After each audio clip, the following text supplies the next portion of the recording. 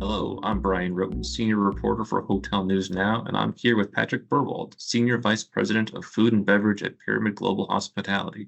Today, we're going to talk about what's going on in the world of hotel F&B.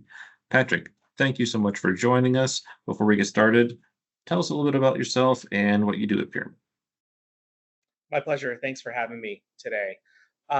So Pyramid Global Hospitality, been with the organization for 6.5 years. Prior, I was with Lowe's Hotels, based in New York City. Um, the organization that we know today as Pyramid Global is a very, very diverse enterprise. When I started with the company 6.5 years ago, we started just with the independent luxury lifestyle portfolio, which is essentially brands of one.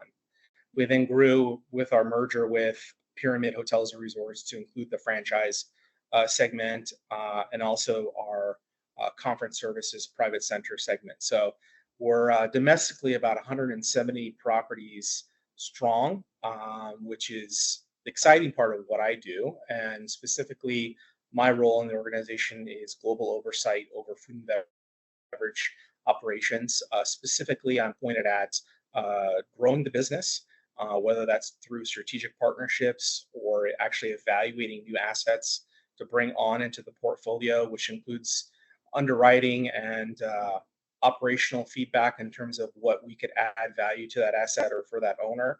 I'm highly focused on specific programs that we have that give back to resources to our properties, whether that's our procurement program or our beverage program or our numerous other programs that really add value to the property and support the field operators.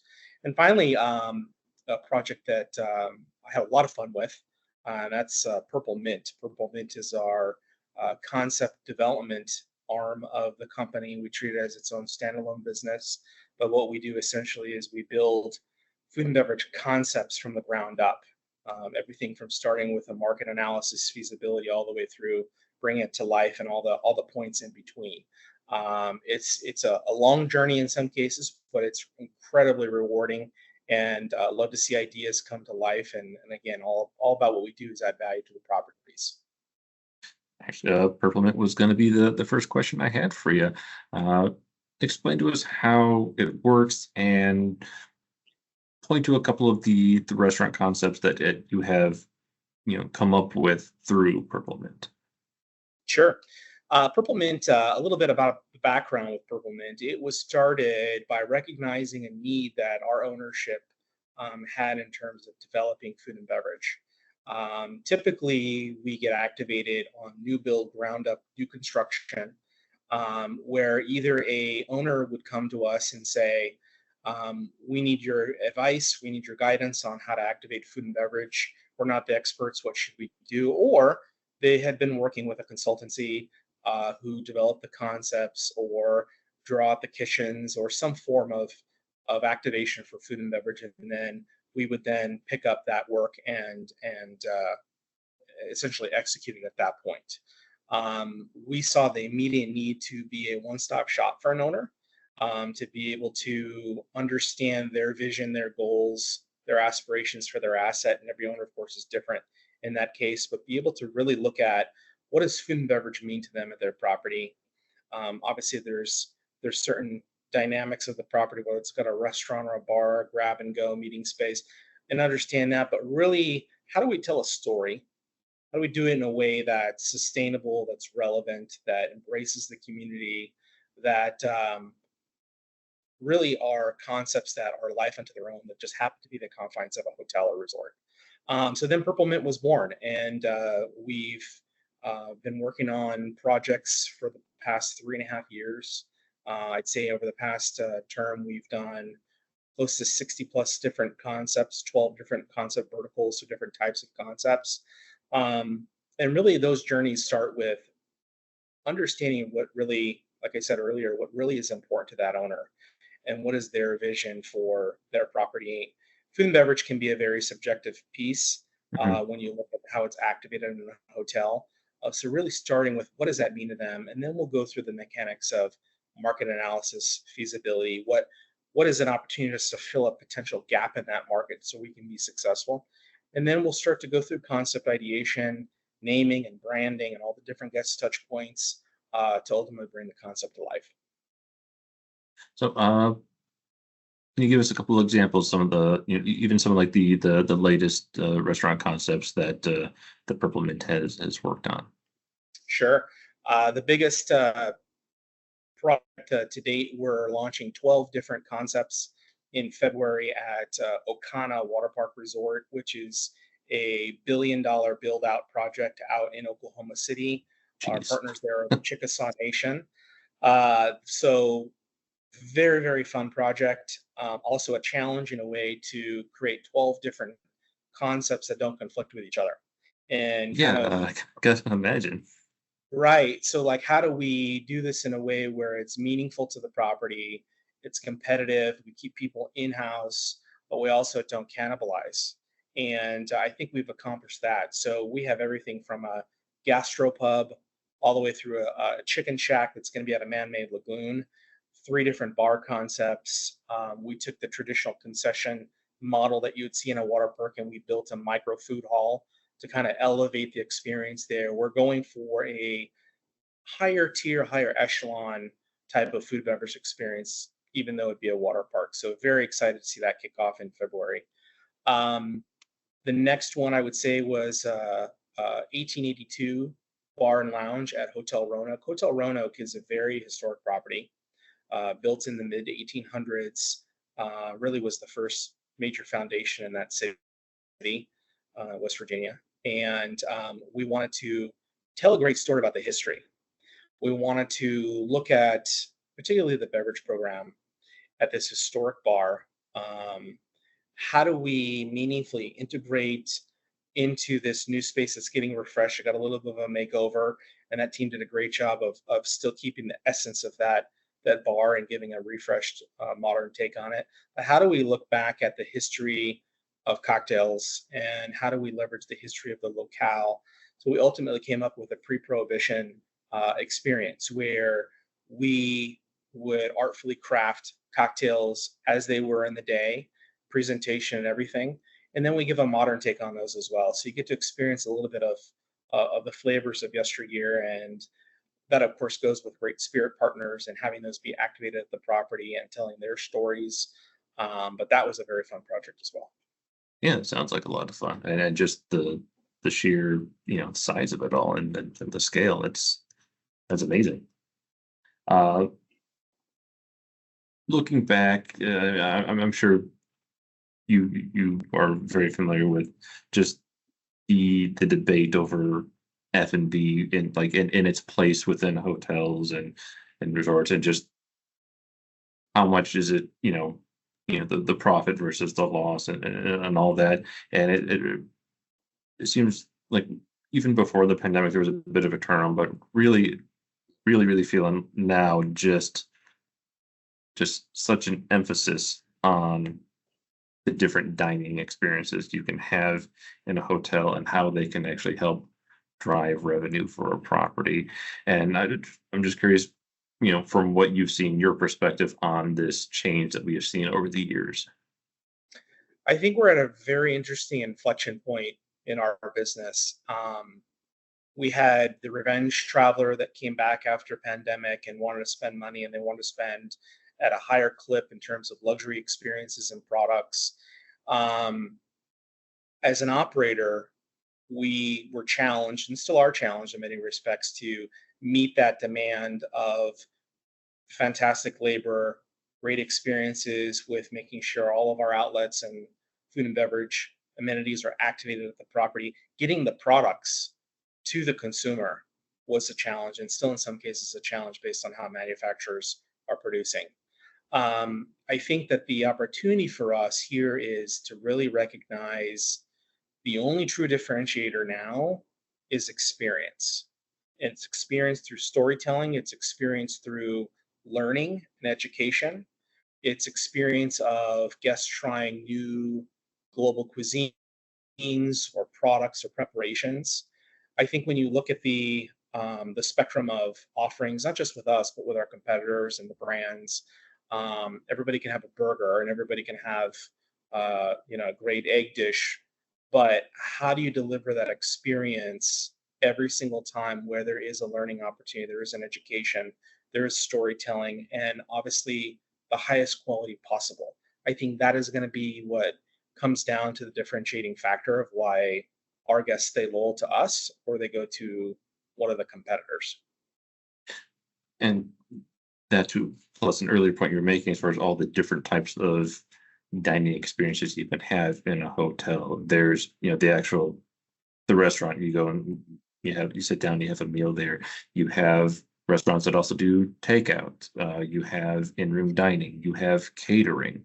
So you have all of these and more I'm sure I'm missing that you have to figure out. So as you look at the different types of dining experiences and how guests or even locals will get their their meal from you, um how has that changed, as we look, to your point as far as just how travel demand and hotel demand has changed in the last few years through the pandemic and recovery until now. So how in all those different F&B segments, then how have we seen demand change? Yeah, I think the demand has changed where we have to be very sensitive to people's time. And whether that is they're trying to strike that work life balance and they can't join us for an hour meal, how do we make it easier on them?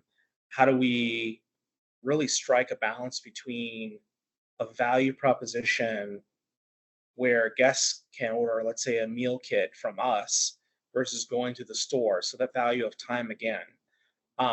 We see a challenge where, in some cases, because of fees that we have to charge, or labor costs, or product going up from inflation, all these factors getting pushed down to the customer. So, unless we have that value, we need to find other ways to keep them engaged. And I think I go back to that point about time. Meal kits, obviously, grab and goes are not going away. They're obviously growing, but how do we enhance those even further with ready-made meal kits or more freshly prepared packaged foods? Even integrating technology to where you don't have to deal with a quote unquote human being where you need to make a transaction. You can seamlessly go into the space and self checkout, or similar to an Amazon Go platform, you can load up your credit card on file and you take what you want and you leave. So value of time, but value of convenience as well. I think that is something that's evolving in our business every day, but I think the consumer now expects it. Yeah, we look, I mean, even before the pandemic, you look at the the food delivery options available Mhm. to everyone, just the you know Uber Eats and DoorDash and all that. So just people want their food, they want it now, and they don't want to leave, where they are. They don't want to leave their house, their apartment, wherever to go get the food. They want the food brought to them. So how do you compete with that? You have all these offerings. You hope that's enough. Right. So how does that? Yeah, How do you? I mean, different hotels, property types, and all that. You so many different sure. uh, options there. But It's a very interesting topic. We have started to dabble in this a little bit. We launched three ghost kitchen concepts in Cincinnati last year. And the whole purpose and the intent was, to your point, about how do you compete with the Grubhubs, the Postmates of the world, the delivery mechanism, to where we have the infrastructure already. So if mhm. we can do this right, it's a layered approach where it's not additive from a cost structure, but it's just additive from a revenue perspective. And if we can market it and we can push it so there's awareness of that convenience of the value of that proposition, then there's huge potential for us. I'll say that the opportunity for us is to understand when and where, in terms of market, that can or cannot be successful. As you know, if you're looking at LA, Chicago, New York, some top tier cities, right? That space is so crowded, Mhm. to where we really have to evaluate. and make sure that if we do something like that, we can do it. It's meaningful, and we're not saying here's an opportunity to order from us, but it's going to take an hour to get to you because of whatever logistic or it's not in the priority. So when we do it, we have to make sure we're very thoughtful in that. So we're talking about F&B, and if we don't start talking about the actual food and drinks, I think our listeners are going to be a bit their appetites are going to go unsatisfied. So let's talk about some of the trends. What when you look at what is out there, what you're offering, what's new, what's exciting to you. I think that the plant-based movement, although it's not new, I think it's continuing to elevate. I think that there's more and more staples on menus these days that are plant-based, and not just the Beyond Burger and the Impossible Meat. It's more applications, whether it's jackfruit or it's some produce harvested, um, protein-based item. That there is just this awareness and demand from the consumer that not only is it a requirement we have on our menus, but people are challenging us to be more creative with application. I think more so people are so hyper focused on, for example, how much water it takes just to produce a pound of beef. It's astronomical. Mhm. That, but also the sustainability factor. And again, it goes back to kind of the storytelling. If we say we're a farm to table, Mhm. then the true definition, it has to be within certain proximity of the location, because then you start to get into conversations about um, uh, carbon emissions and what it's doing to harm the environment. It's not the true intent of the farm to table experience. So again, the consumer is challenging us to do better.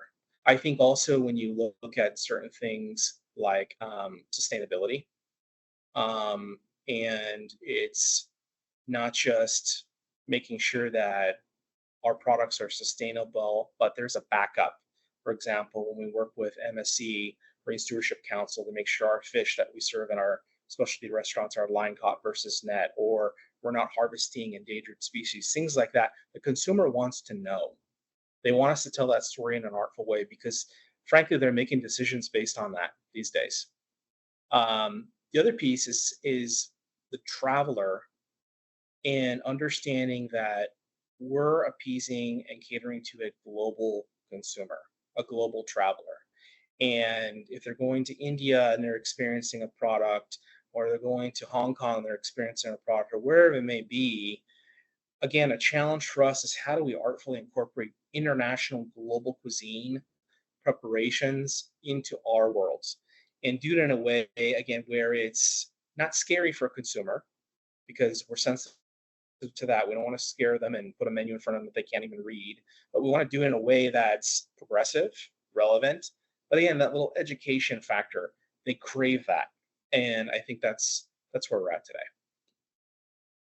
I think what I've enjoyed seeing more of at just restaurants generally, but the hotels have been incorporating too is just the idea of the local and giving travelers a taste of what is going on locally in the food scene. Like, there's this, this Sure. particular this area is known for this dish or that, and to your point, incorporating some newer element to it, so that way, if you're going somewhere that has a particular specialty, you don't feel like going to the hotel restaurant, you're going to get just something really basic. I mean, sure, have that so it's there's something there that's safe and comforting for everybody, but you also get Right. that incorporating the local into it as well. Yeah, that's the beauty of our business, is that people are obviously traveling to experience new things, new destinations, and I think it's become this, again, expectation by the consumer that we're going to integrate the local products or purveyors, tastemakers within our programming. And um, as an operator, I'm always very cautious of that for a couple of reasons. One, we want to be good stewards of those partners and Hmm. activate stories in the right way. But two, we don't have to put local on everything for it to be valuable.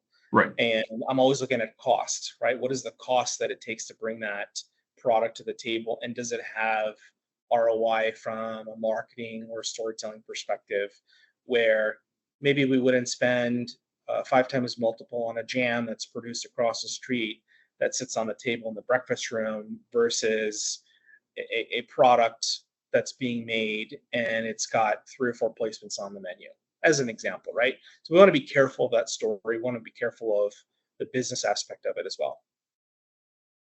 So when you're looking at just just generally food trends, drink trends, things like that, uh, to contrast the what's worked, what's really exciting. I'm curious what you've seen that hasn't worked. What if you pardon the pun, what it ended up being a nothing burger. What have I seen not work? That's a tough question. Um, this is a little bit of a spin Okay, on the response, but what have I seen not work? Um, I'm going to kind of dive into banquets and catering, which is a big piece of our world events. sure. And what I've seen not work there is we try to do so much for larger groups, hundreds and hundreds of guests, where we're trying to replicate a quote unquote restaurant experience. Mhm. And in theory, and you hear this talked about a lot, especially with clients or group meeting planners, they want a restaurant experience for their catered event or for their banquet group event. Um, I haven't seen it work in a lot of cases for these larger groups because it's very hard to execute that kind of detail and that kind of refinement that you would get in a restaurant. I think there's some elements that we can do very well, but we have to be mindful of the delivery, right? And at every turn, I think the opportunity for us is whether it's in a banquet or catering setting or it's in the restaurant or the bar, it's an opportunity to tell our story, but build loyalty and obviously easier to get a customer back than it is to gain a new customer. So I've seen a lot of caution in that space is trying to do too much in a banquet and catering setting, and that's frankly where we make our money too. So it's a very thoughtful process of what we do to make a great experience in food and beverage in a meeting and event setting. As we talk, it's early September. It's budget season. Everyone is, we're trying to round out the year, but Yeah. we're all looking ahead to 25. What are you planning for next year? And is anything is it what are you carrying over from this year into next? Yeah, I think that we naturally expect inflation to continue to impact product cost, and how do we carry that off artfully and making sure that we have the right things on our menu, and obviously not putting things on our menus that are at such a price point that it's untouchable for our guests, but really think about commodities and think about certain indicators in the market that are going to drive product costs for us. That's number one. Number two, the labor opportunity, labor challenge still exists. How do we integrate AI technology, self-service situations, any kind of ways to bring in uh, partnerships, really, that are experts in these spaces that either help us augment labor or fill the gap, right? To be able to say, we're going to work with this particular technology platform at our pool environment because during peak season, we just can't get enough team members to work. It's still going to be a great experience for the guest, but we're going to augment by this partner and have a guest be able to self order. That order goes directly to the kitchen, that ticket fires, and it's still a good experience and it's efficient. How do we, again, navigate that labor model by partnerships through technology? Um, I think that next year also is going to be a big year for us in terms of meetings and events. Um, we saw a little softening here, typical around election year too, and Mhm. hopefully we get back with some rate cuts by the Fed, which is going to open up some spend and people willing to to really want to meet more in person, which we saw a lot of that this year, but even more so in 25. So how do we gear up for meetings and events? A little bit I touched on earlier. How do you add to that experience? But also, how do you look at, frankly, presentation? Whether that's presentations of buffets or receptions or different things that help us enhance the value proposition for a setup in a banquet, catering, meeting event type situation, that we can go back to the customer. We are going to charge you a little bit more. Our costs go up, prices go up, but we're going to have a value add from an experience standpoint. So, what does that mean in terms of the budget? How do we invest back into supplies, equipment, things that showcase food and beverage to the best of their ability within the meeting space? Well, Patrick, this has been great. Thank you so much for taking the Pleasure. time to speak with us today. And thank all of you for listening. Stick with Hotel News Now for further coverage.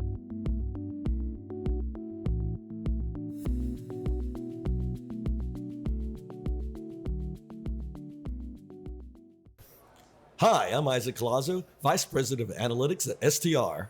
Hi, and I'm Jan Freitag, National Director for Hospitality Analytics for the CoStar Group. Tune in to our new show, Tell Me More, a hospitality data podcast. It's a podcast on the global hotel industry, its current trends, what we're thinking about, and where the industry's going. And we like to have fun with the data too.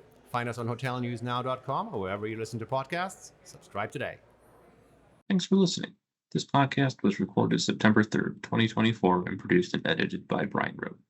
Go to hotelnewsnow.com every day for the latest in hotel industry news.